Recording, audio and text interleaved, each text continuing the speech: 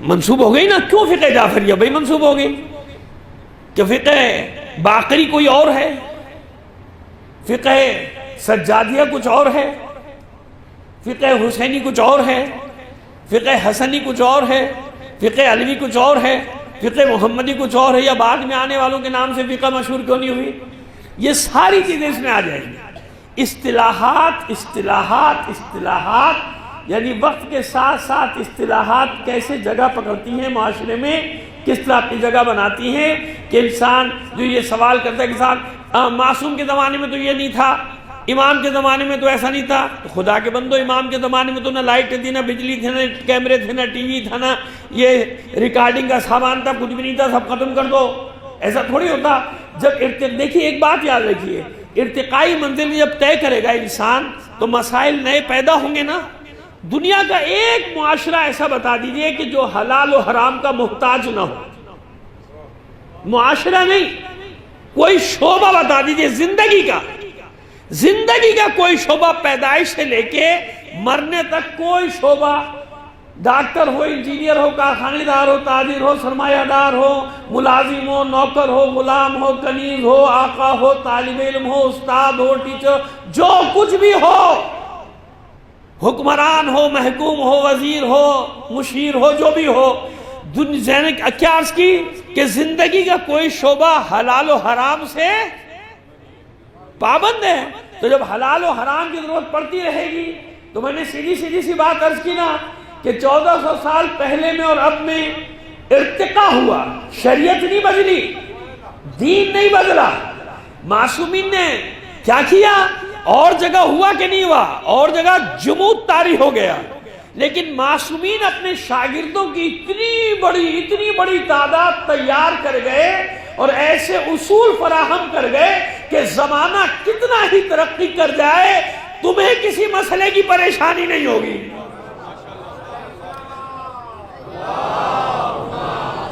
تمہیں کسی مسئلے میں پریشانی.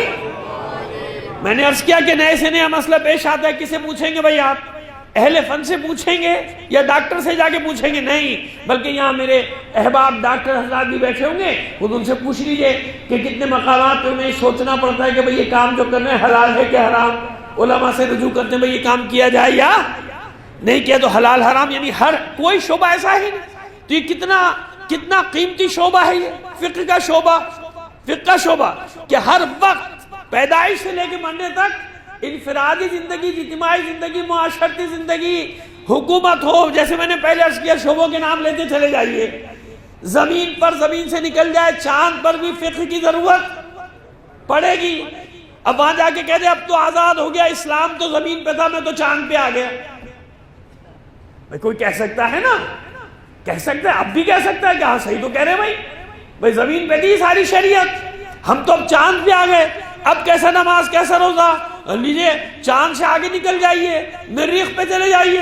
اب تو میں مریخ پہ آ گیا 6 مہینے کا راستہ طے کر کے، وہ بھی تیز ترین راکٹ پہ بیٹھا ہوں تو 6 مہینے میں پہنچا ہوں، ورنہ تو پتہ نہیں کتنی صدی میں پہنچتا. 6 مہینے میں پہنچ گیا تو اب زمین سے میرا کیا واسطہ؟ اب شریعت تو زمین کے لیے تھی، لہٰذا یہی تو غلط فہمی قرآن مجید نے دور کی. مشیت نے یہی غلط فہمی دور کی. کہیں بھی نکل جاؤ، لا یمکن الفرار من حکومتک، عالمین میں کہیں بھی چلے جاؤ. وہ جو ابھی بلیک ہول ایجاد ہوا ہے نا، بلیک ہول تو پہلے ایجاد ہوا تھا، نام اس کا رکھا گیا مونسٹر. سپر کلسٹر سے آگے کا نام دیا گیا، اسے کیا نام دیا گیا؟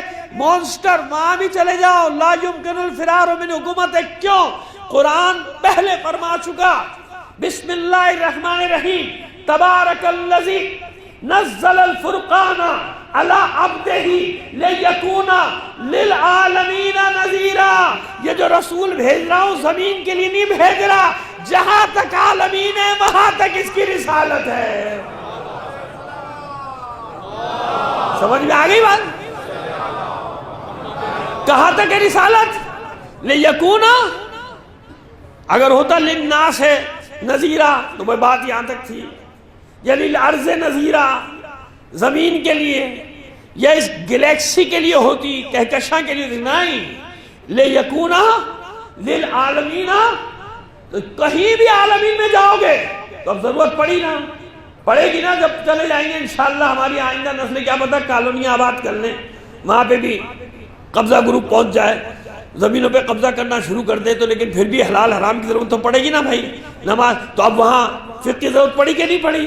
لہٰذا اس لیے جمود نہیں ہے۔ فقہ جعفریہ نام کیوں ہوا؟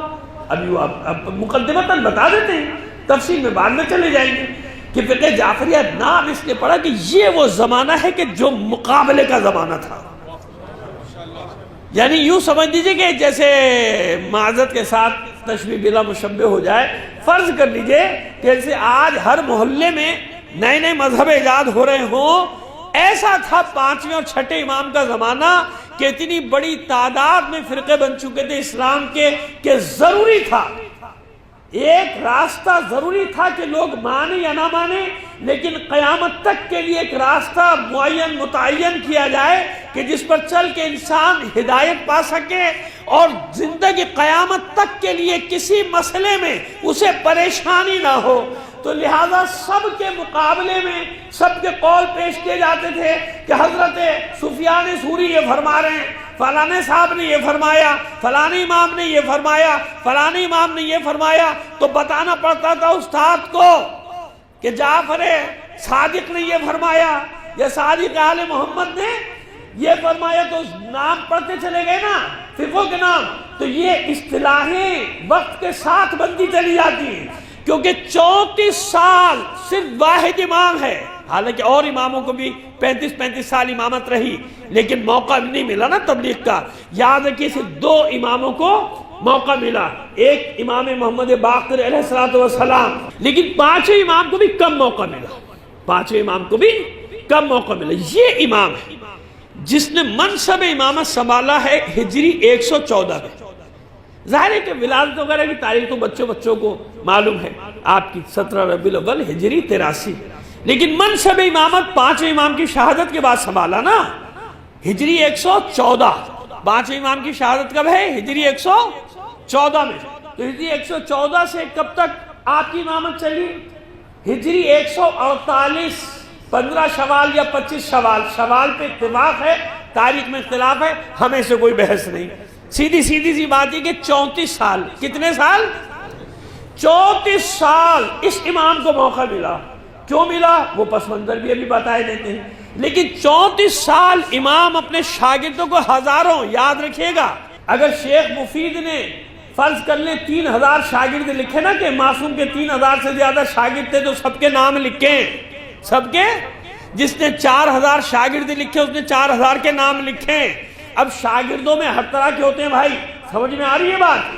شاگردوں میں ہر طرح کے ہوتے ہیں، ایک کلاس میں ہر طرح کا ہے، تو یاد رکھیے بھی میں طریقہ کار بتاؤں گا کہ امام نے طریقہ کار کیا اختیار کیا، لیکن پہلے ذرا سا سیاسی پس منظر جب تک آپ کو نہیں معلوم ہوگا اس وقت تک بات مکمل طور پہ سمجھ میں نہیں آئے گی کہ کن حالات میں 6ٹھے امام نے یہ مذہب حقہ کو زندہ کیا قیامت تک کے لیے، اور اللہ نے یہ منصب دیا کہ جیسے حسینیت نام پڑھا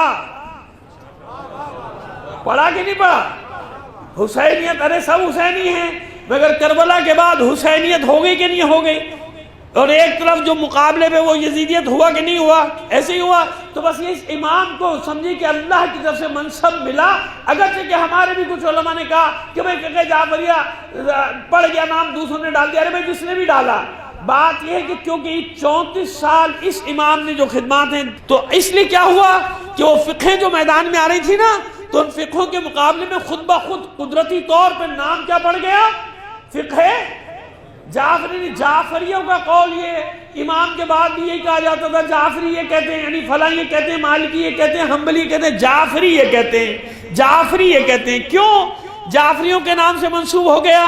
کیونکہ سب سے زیادہ دانشگاہ یونیورسٹی شاگرد جسے تیار کیے وہ ہیں 6ٹھے امام، امام جعفر صادق علیہ السلام۔ یہ پہلا مقدمہ ختم ہوا۔